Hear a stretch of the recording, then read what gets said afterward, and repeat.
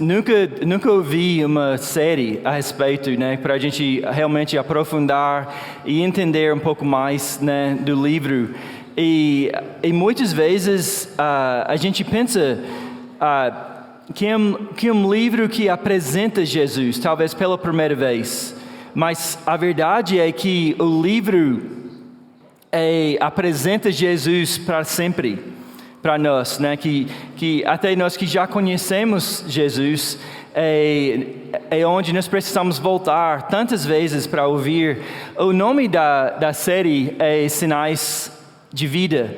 E eu acredito que talvez você já percebeu pelas músicas de hoje, né, que Jesus, quando ele veio para trazer a vida.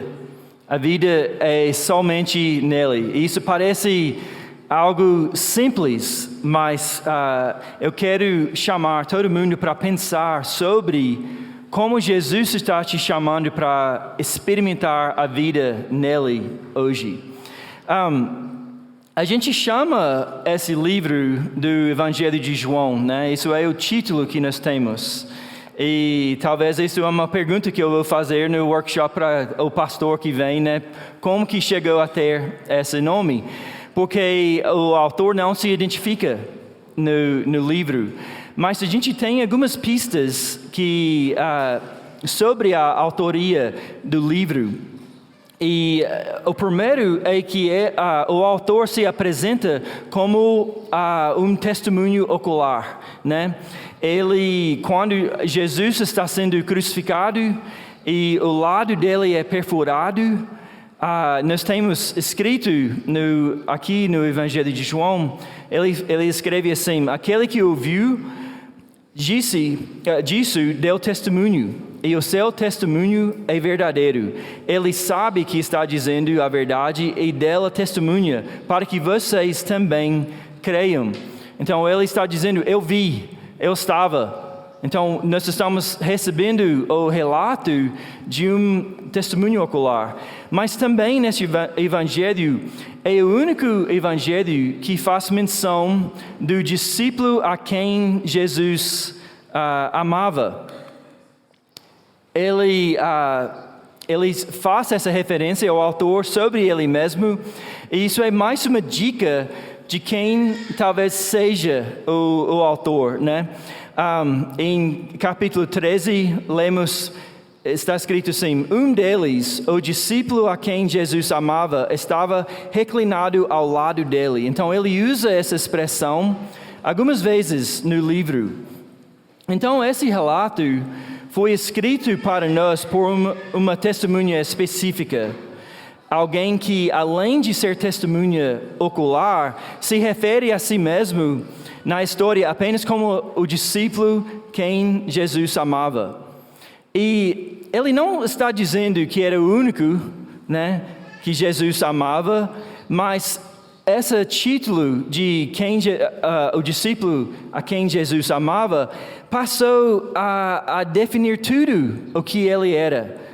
Seria como se eu começasse a me apresentar como marido da Amy, né? Sempre, em vez de falar meu nome, eu só falava: eu sou o marido da Amy, né? Seria uma boa, né? Mas assim, isso passou a ser a identidade dele, né? Quem ele era? Ele era o discípulo a quem Jesus amava.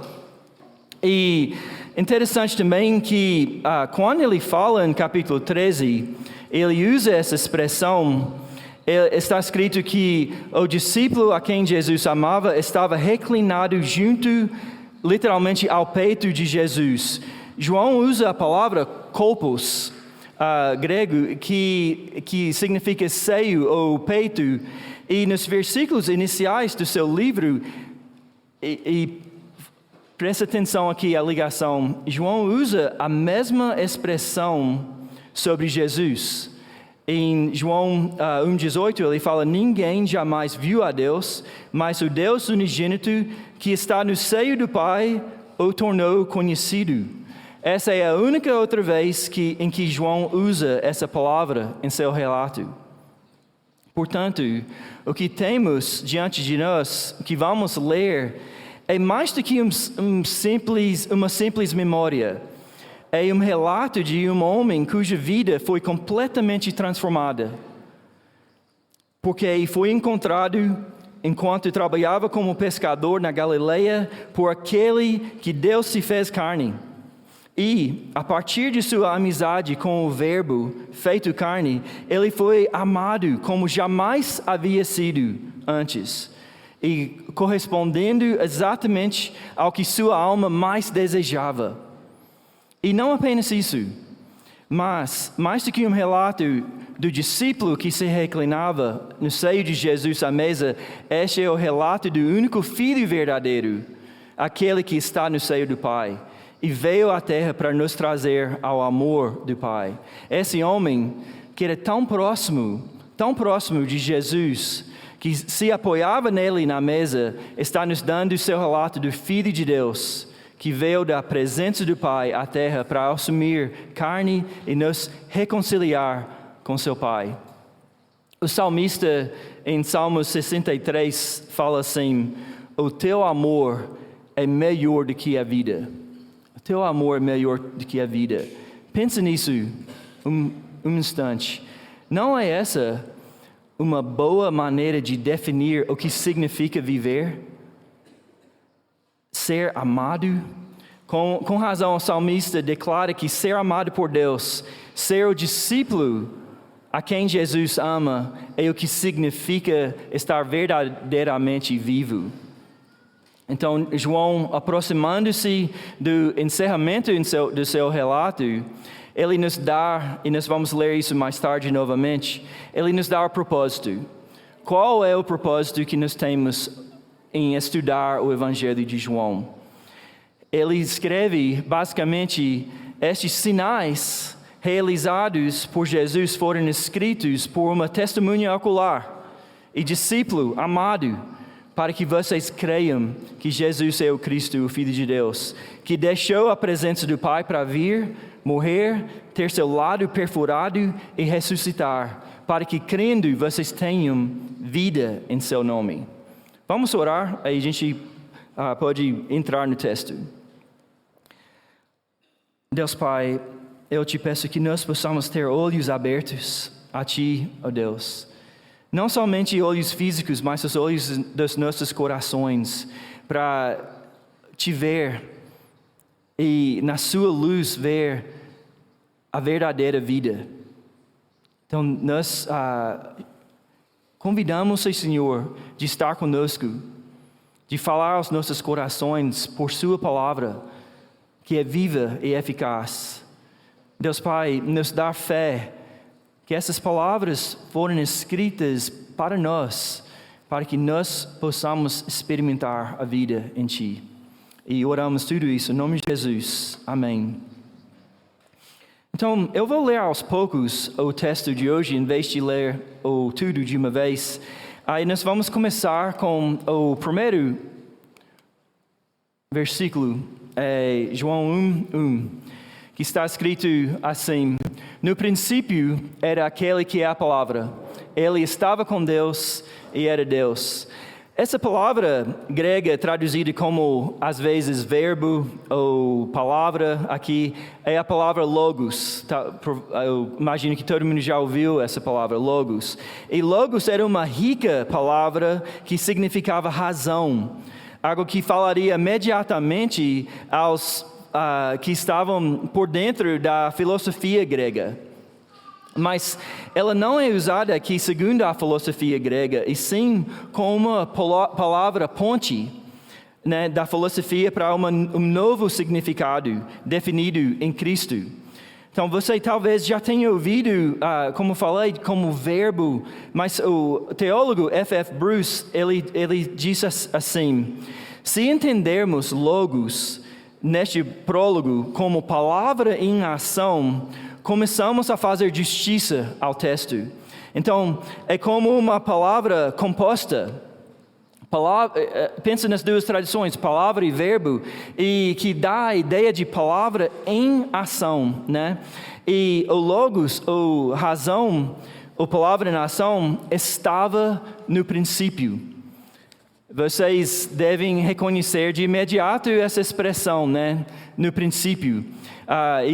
O João está fazendo uma conexão intencional com o primeiro livro da Bíblia, né? Quando ele fala no princípio. Pensa sobre o início de Gênesis. No princípio, Deus criou os céus e a terra. Era a terra sem forma e vazia. Trevas cobriam a face do abismo, e o Espírito de Deus se movia sobre a face das águas. Disse Deus: haja luz, e houve luz. Deus viu que a luz era boa e separou a luz das trevas. E presta atenção aqui, mantenha isso em mente, porque nós vamos ver vários paralelos entre o relato de Gênesis e do João. E eu creio que João, ele fez isso propositalmente para dar continuação, com a criação no início e agora a criação novamente. Na narrativa da criação, várias vezes a gente leu, disse Deus, e assim aconteceu. Portanto, vemos novamente aqui a palavra de Deus como seu mensageiro, trazendo à existência a sua vontade. Bem profundo disso, né? Tipo, a palavra sendo dita em ação para trazer a sua vontade para a existência. Mas o que significa aqui que a palavra estava com Deus? A tradução New English Bible traz essa,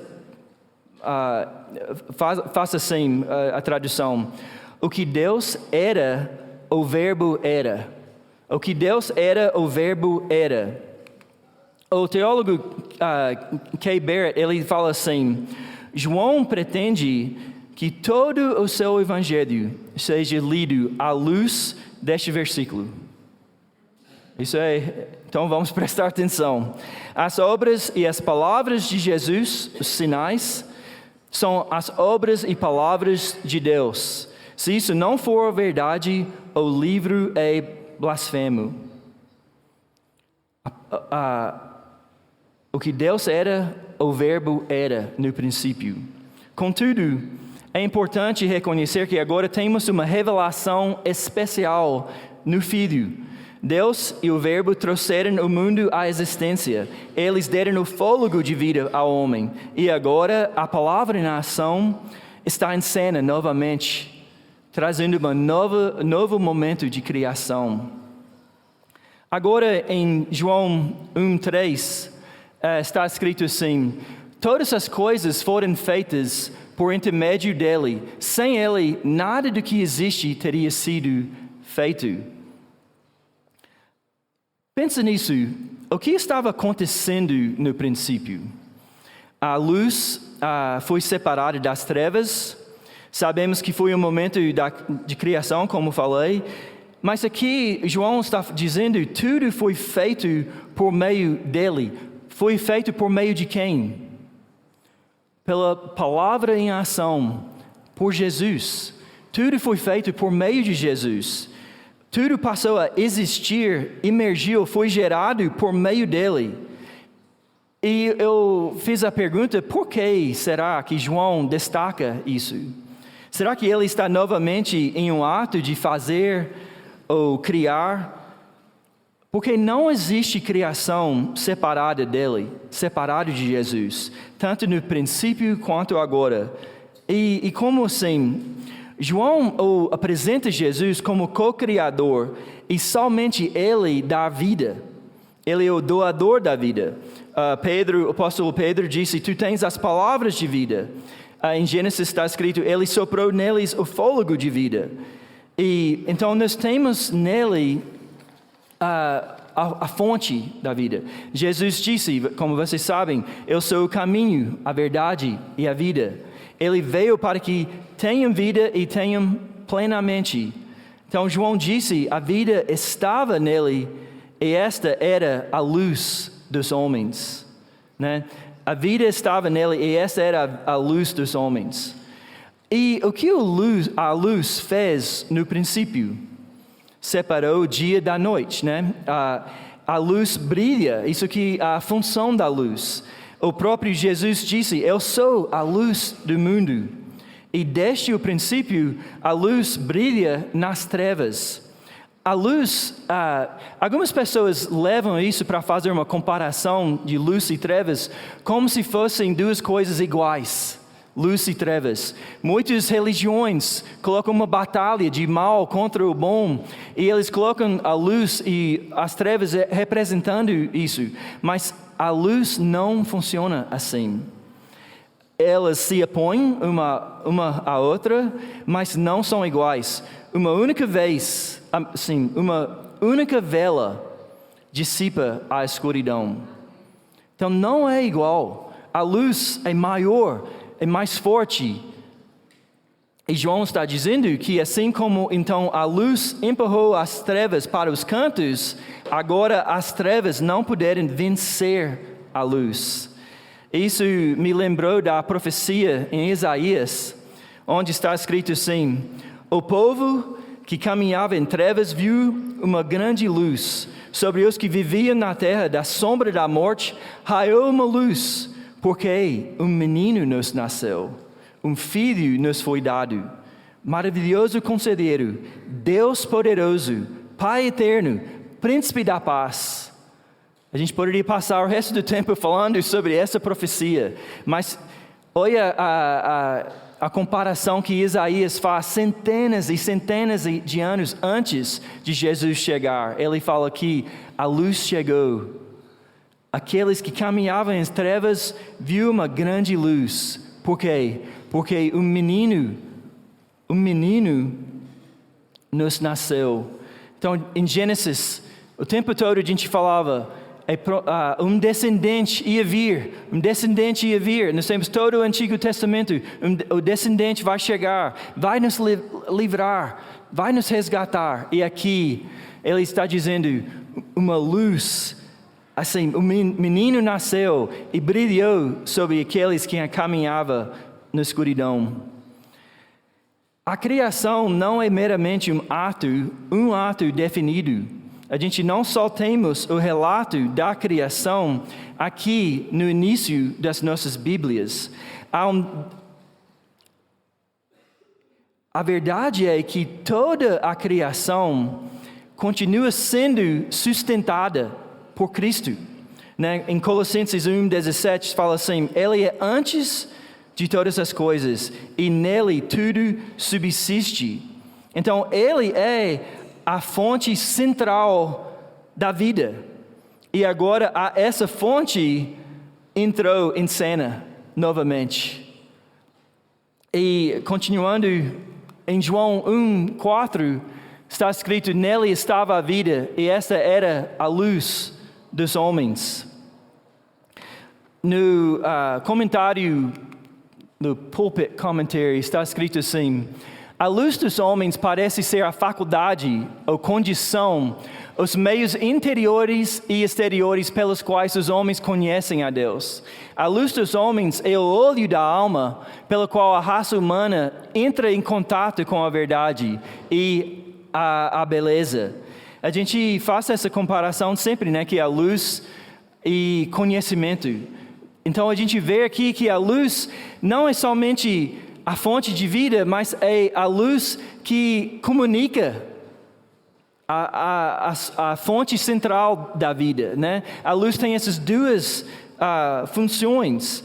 A luz representa essa fonte da criação, quanto ao meio, e também o meio de conhecer a vida. Essa palavra vida, ou a palavra grega é zoe, pode ser definida tanto como existência física, que nós vemos em Gênesis, quanto espiritual. A vida derramada na criação, em um mundo físico, agora se derrama sobre a terra no conhecimento do único verdadeiro doador da vida e na possibilidade de vida nele. Uma vida que transborda das margens do físico para o espiritual. Não perca essa frase pequena que eu li agora. A luz está anunciando a possibilidade de vida nele. a possibilidade. Essa palavra, possibilidade, é cheia de significado para a gente. Possibilidade. Em Cristo, Ele anuncia a vida e a possibilidade de vida nele. A luz está brilhando sobre aqueles que estão em trevas e nós devemos responder à luz para receber a possibilidade de vida. Agora, em versículo 6, ele faz tipo um comentário à parte, como o Tiaguinho gosta de dizer, ele abre uma parênteses aqui e fala rapidamente sobre outro João, né? Ele fala agora sobre João Batista, e ele fala que surgiu um homem enviado por Deus chamado João. Repetir aqui, desculpa. Ele veio como testemunha para testificar acerca da luz, a fim de que por meio dele todos os homens crescem. Ele próprio não era a luz, mas veio como testemunha da luz. Estava chegando ao mundo a verdadeira luz que ilumina todos os homens. João era um profeta. Esse é o tipo de homem que Deus envia. Homens para falar sua mensagem, para dar testemunho, de preparar o caminho para que todos crescem ou recebessem a direção e as indicações dadas pela luz. Eu gosto dessa palavra, indicações, igual no cinema. Quando eles apagam a luz, aí acendem as luzes, né, nas escadas, para você ver a indicação de onde é o caminho para caminhar, né? E então João deu para dar indicações, né, sobre a luz.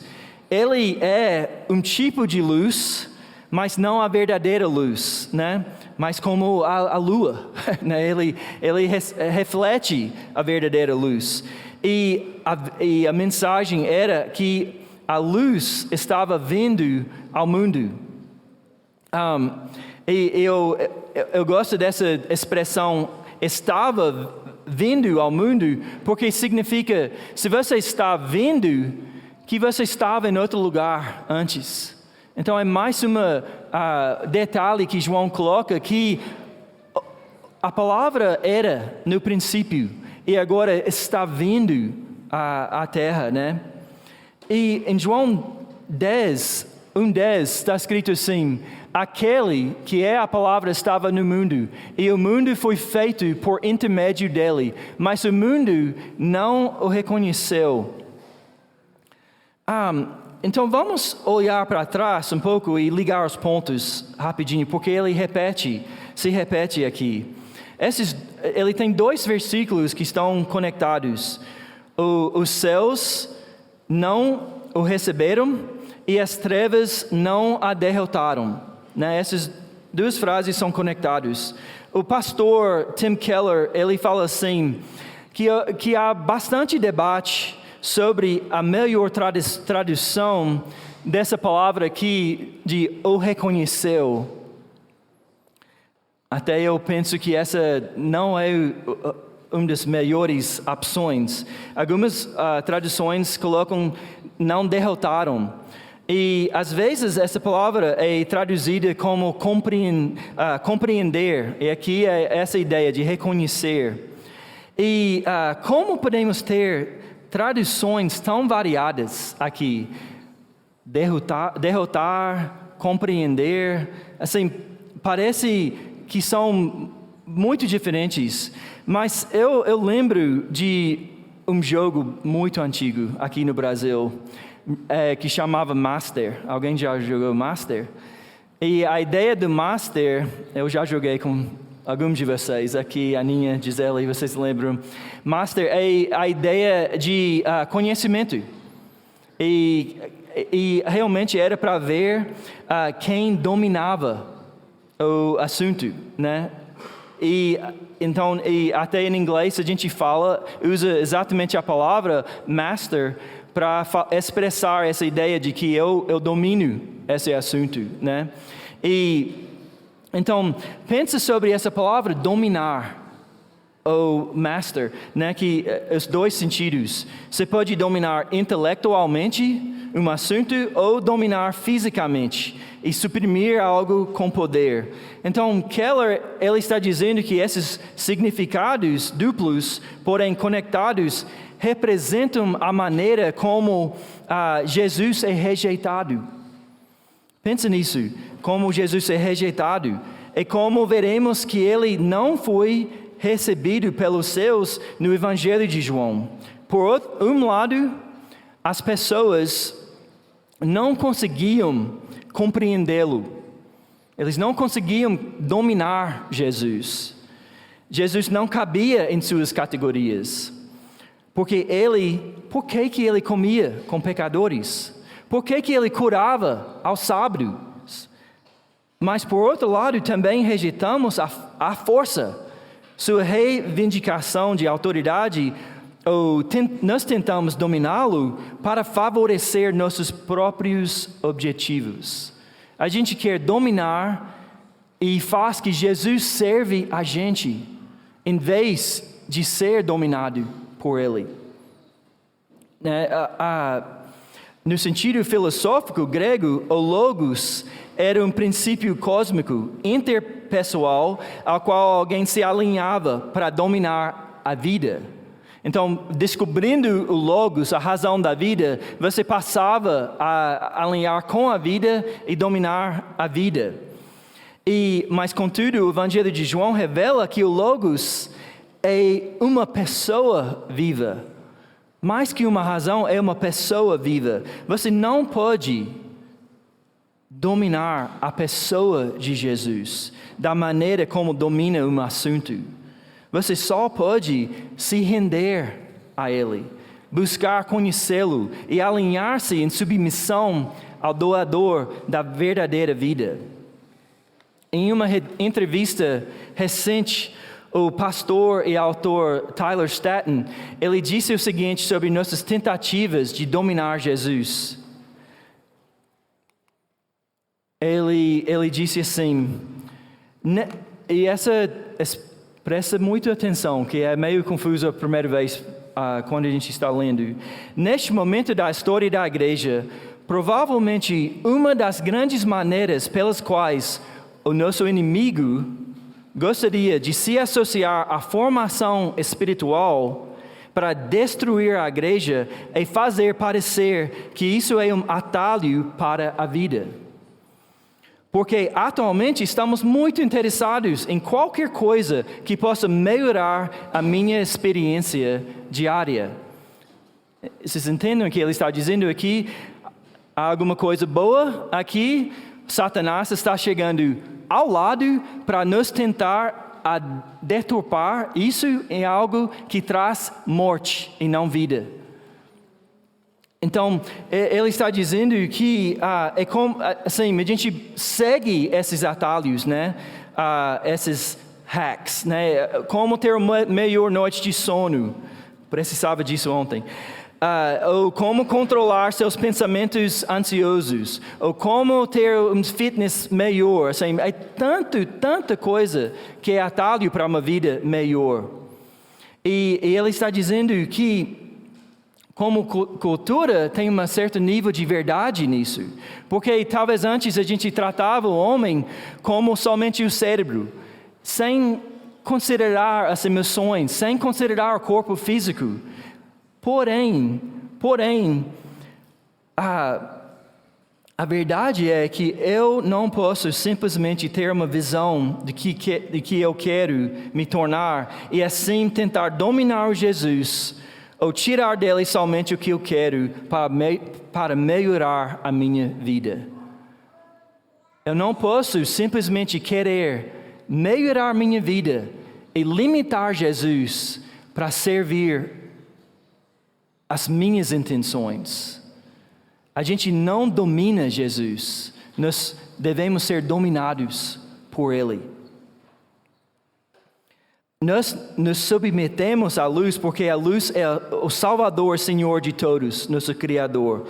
Não dominamos Jesus para os nossos fins. Nós o buscamos, o seguimos. A verdadeira luz em quem está a vida exige tudo de nós. Precisamos dizer junto com o apóstolo Paulo, quando ele disse: mas o que para mim era lucro, passei a considerar perda por causa de Cristo.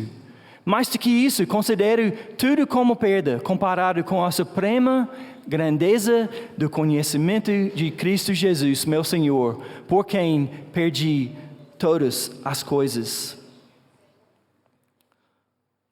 Continuando em João 1:12.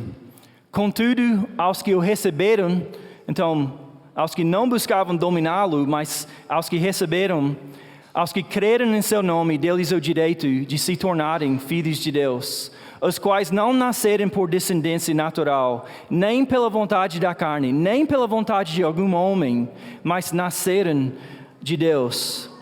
E aqui temos o ato de criação, que era no princípio, agora está em cena. E aqui nós temos o ato de criação. Aos que receberam, aos que creram na luz, Ele deu o direito de se tornarem filhos de Deus. A gente pode ver que nem todos são filhos de Deus. Todos foram feitos na sua imagem, mas nem todos são filhos de Deus. Os quais nasceram, ou foram gerados, ou feitos. E de onde vem essa vida, esse novo nascimento? Não de sangue, nem da vontade da carne, nem da vontade do homem, mas de Deus. Nós somos trazidos à vida. Não é por herança natural ou por causa de Abraão. As genealogias que nós estudamos apontavam para o descendente e não para os descendentes, mas apontava para Jesus. Este é o novo nascimento que é pela fé. O Espírito nasce do Espírito. E nós precisamos nascer do Espírito para ter vida. O novo nascimento é o milagre criador de Deus. O Espírito, como que isso funciona? O Espírito implanta fé, desperta corações, Deus vivifica nossos corações e abre nossos olhos para vermos. Seu Espírito nos convence de nossa grande necessidade e colapso moral. Estamos mortos em nossos pecados. Você consegue ver a luz? Ela vem de Jesus. Responda hoje em arrependimento, deixando para trás sua vida morta e saindo desse túmulo em direção à nova vida, em submissão e relacionamento com o Criador de todas as coisas. Esse é o caminho que a luz está indicando. O Espírito abre nossos olhos, mas será que nós vamos responder à luz? Aí chegamos em versículo 14, que eu não coloquei, mas tudo bem. Vocês podem ler junto comigo nas suas Bíblias, João 1,14, que fala assim: e o Verbo se fez carne e habitou entre nós, cheio de graça e de verdade, e vimos a sua glória, glória como do unigênito do Pai. Esse é o grande versículo. E só para ninguém ter medo, eu não vou até o final de João, eu vou só até 18, tá? Então, estamos no 14.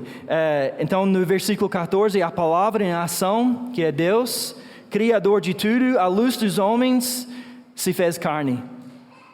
Aquele em quem está a vida assumiu nossa vida, assumindo a forma de servo. Ele foi feito, aquele que fez todas as coisas, em semelhança humana, fala Filipenses 2. Ele também participou da humanidade deles, está escrito, carne e sangue, e habitou entre nós. Essa palavra habitar pode ser traduzido como, em 14, tornou-se carne, pode ser traduzido como o verbo tabernacular, que é interessante, né? É tabernacular, que significa armar uma tenda. Então Deus fez novamente um tabernáculo. O que era o tabernáculo antes? Lembra comigo. Um lugar onde Moisés se encontrava com Deus e experimentava sua glória. Qual é o novo tabernáculo? É o Verbo feito carne e sangue e brilhando, revelando a glória de Deus. Bem ao nosso lado. Jesus se mudou para a nossa vizinhança. Nós podemos ver nele a luz, né? Podemos vê-lo, ele nos dá a luz e a vida. Pense sobre as reações das pessoas ao encontrarem Jesus e os sinais da vida que ele deu. Eu só separei alguns momentos aqui. Desculpa. Eu acho que eu vou voltar nisso depois. Aqui. Então, as multidões ficaram maravilhadas com o seu ensino. As pessoas ficaram tão admiradas que perguntavam uma das outras: o que é isto? Todos ficaram atônitos e glorificavam a Deus, cheios de temor. Diziam: hoje vimos coisas extraordinárias. Eles ficaram apavorados e perguntavam uns aos outros: quem é este que até o vento e o mar lhe obedecem? Gente, esse era um homem, carne e osso, mas dentro dele brilhava a glória de Deus. Então, ele tabernaculou entre nós e de uma tenda qualquer brilhava a luz, né? Aqui está carne e sangue, o filho de José, o carpinteiro, mas dele emana essa grande luz. É como a sarça ardente, apenas um arbusto, mas dentro dele uma grande luz anunciando vida. É como João Batista, apenas um homem vestido com pele de ovelha, mas anunciando uma grande luz. É como a escola Arnaldo, simples escola que a gente aluga aos fins de semana, mas dentro dessa escola brilhando uma grande luz, anunciando a glória de Deus, a vida que somente temos nele. Pense na tenda onde Moisés se encontrava com o Senhor. Moisés costumava montar uma tenda fora do acampamento e lhe dava o nome de tenda de encontro.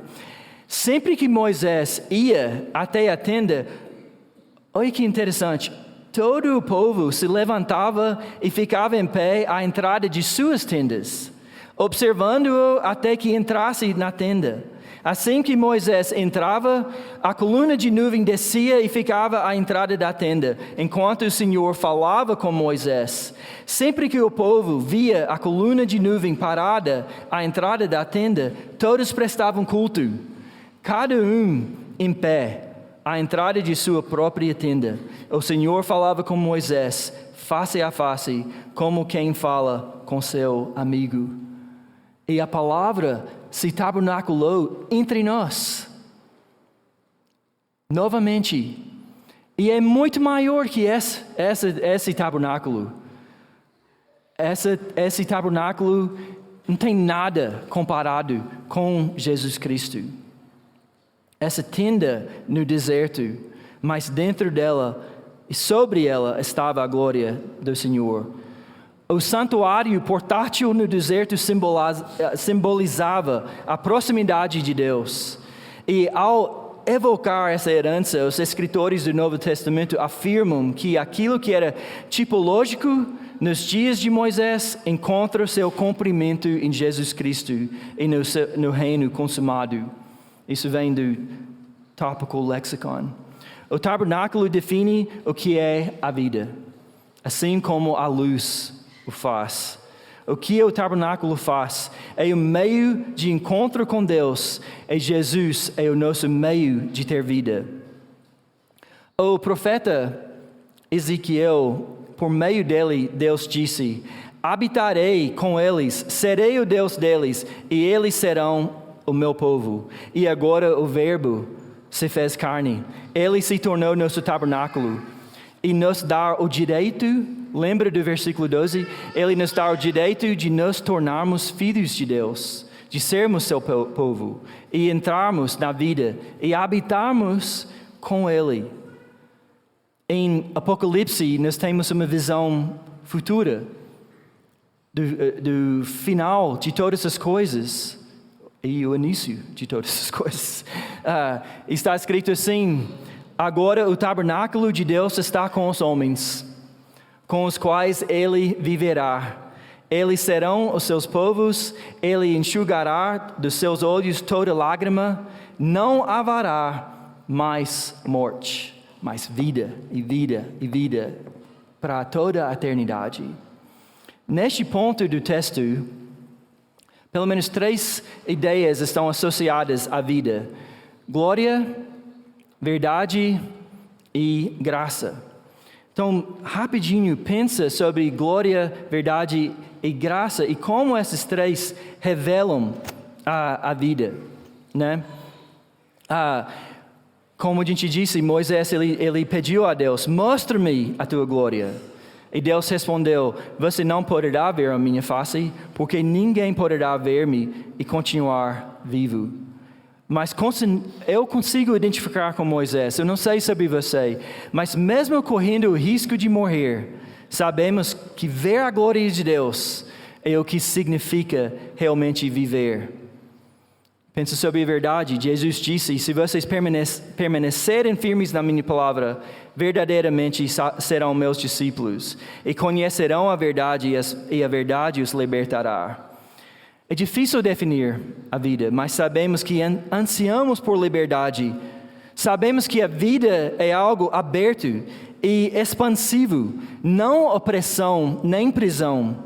E sabemos que vida é a verdade quando veremos o mundo e a nós mesmos como realmente somos. Uma plena exposição. Então, no tabernáculo está sendo revelada a glória, a verdade. E em João 1:16 está escrito: todos recebemos da sua plenitude graça sobre graça. Todos recebemos graça sobre graça. Algumas traduções falam assim: graça em lugar de graça, que é meio difícil de entender. Graça em lugar de graça. Mas o teólogo F.F. Bruce, ele fala assim: essa plenitude da glória e bondade divinas que reside em Cristo é um oceano do qual todo seu povo pode tirar sem demais diminuir seu conteúdo. Ninguém fala com seu filho: para de encher esse balde, você vai acabar com o oceano, né? Não faz sentido. E o que os seguidores de Cristo retiram do oceano da plenitude divina é graça sobre graça.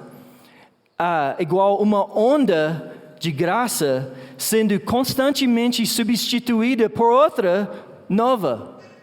Graça no lugar de graça. As suas misericórdias renovam todos os dias. Graça sobre graça. E nós sabemos que João Batista, quando ele fala, ele é antes de todos, que em Cristo habita toda a plenitude. Em Colossenses 1 está escrito: a vida é o dom da graça e do favor de Deus, e vem de um depósito cheio disso. Falei errado. Colossenses 1:18 fala: pois foi do agrado de Deus que nele habitasse toda a plenitude, todo o oceano da graça. A vida é o dom da graça e do favor de Deus, e vem de um depósito cheio disso, porque Deus é amor e graça faz parte da sua natureza. Paulo escreve assim, que de acordo com as riquezas da graça de Deus, a qual Ele derramou sobre nós. Então, as riquezas da graça, a qual Ele derramou sobre nós. Essa palavra derramar é perisivo em grego e significa superabundar. Superabundar. Você não pode derramar algo que você não tem em abundância. É impossível você derramar. E o que Ele derramou sobre nós foi a sua graça que Ele tem em abundância. Pensa sobre a multiplicação dos pães. Quando Jesus alimentou os 5.000, o que aconteceu logo depois? Eles passaram novamente entre eles e coletaram 12 cestas cheios daquele peixe e pão. A graça dele é super abundante. Então, chegamos no último versículo.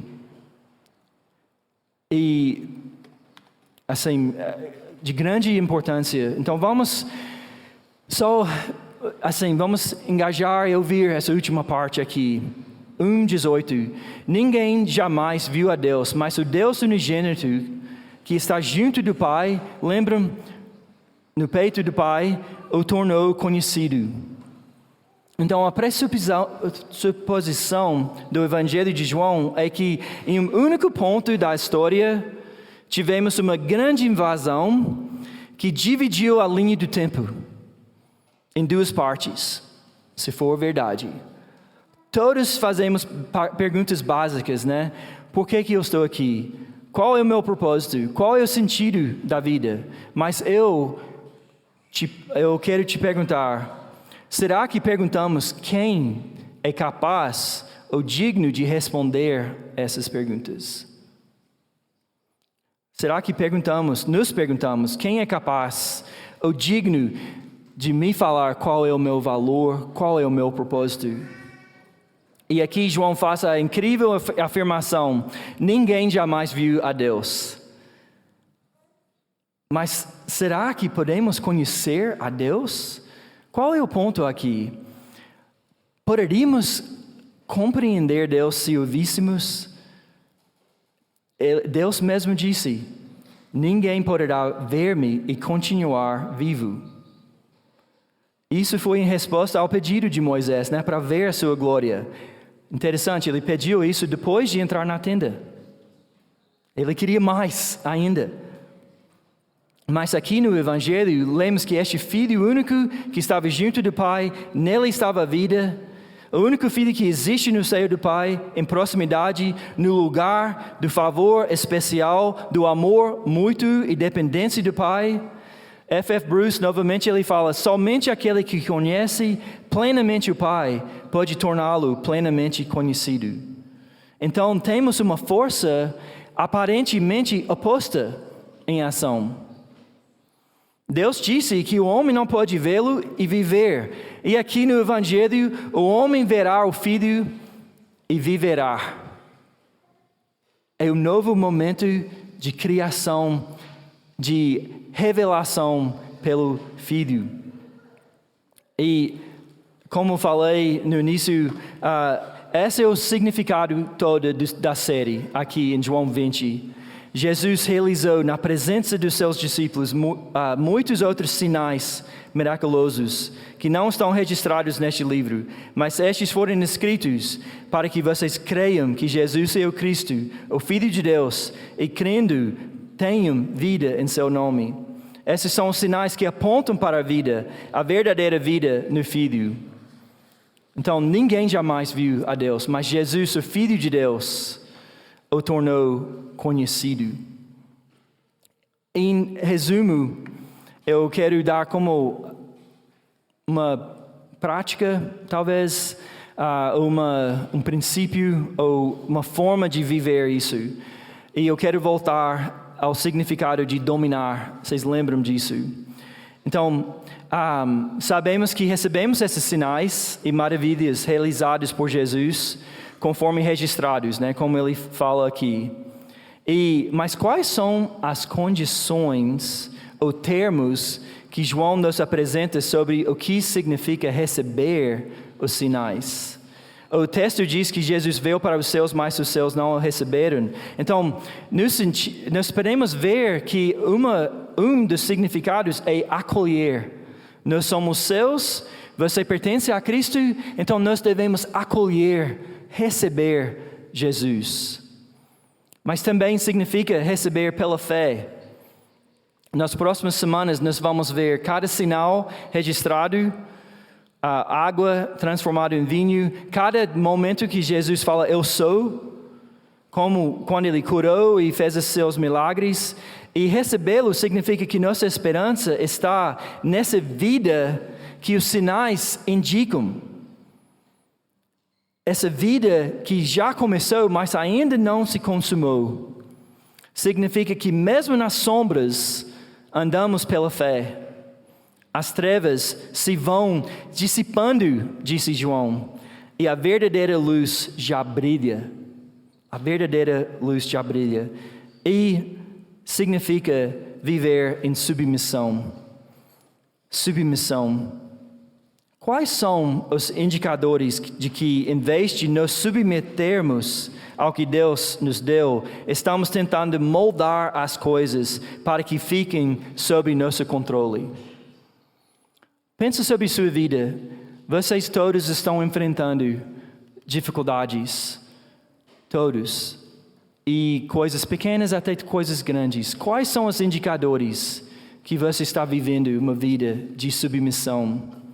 O Dietrich Bonhoeffer, no seu livro Discipulado, ele escreve assim: quando Cristo chama um homem, Ele o convida a vir e morrer. Falei tudo isso sobre a vida e eu finalizo com a morte. Mas isso é o mistério da vida cristã. Em 2 Coríntios 5 está escrito: e Jesus morreu para todos, por todos, para que aqueles que vivem já não vivam mais para si mesmos, mas para aquele que por eles morreu e ressuscitou. Você entregará sua vida para realmente abraçar o doador da vida? Este é um chamado ao discipulado diário. Vamos orar. Deus Pai, eu te peço que ao caminhar pelo livro de João, que a nossa oração seja dar-nos a sua vida, revivifica as nossas vidas, renova a nossa vida. Nossa oração é que nós possamos nos render e viver como seus discípulos amados. O seu amor é melhor que a vida. Deus, sabemos o que é viver porque conhecemos o seu amor. Deus, transforma-nos, que nós possamos ser os seus discípulos amados. Eu oro tudo isso em nome de Jesus. Amém.